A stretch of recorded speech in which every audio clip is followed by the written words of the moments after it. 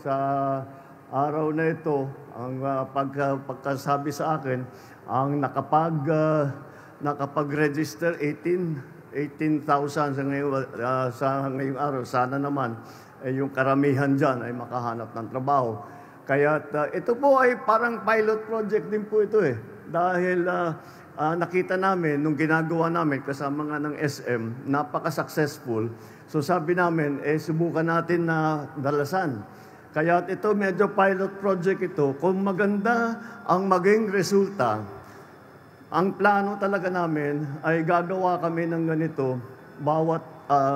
ng isang ganito bawat buwan para mapuntahan. At hindi lamang dito sa Maynila, kung hindi sa iba't ibang lugar din. At para naman, kahit na hindi na kailangan mapunta rito sa Maynila, sa NCR, at puntahan natin yung mga nais mag-apply sa iba't ibang probinsya sa labas. Kaya po,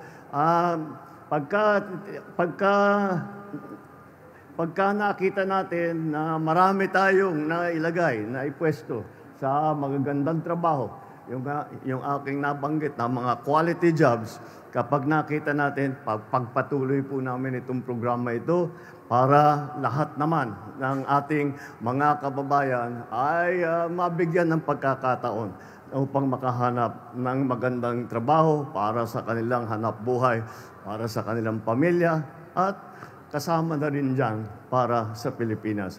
Kaya maraming salamat po sa inyo, sa inyong lahat, sa inyong pagkilahok dito sa aming job fair.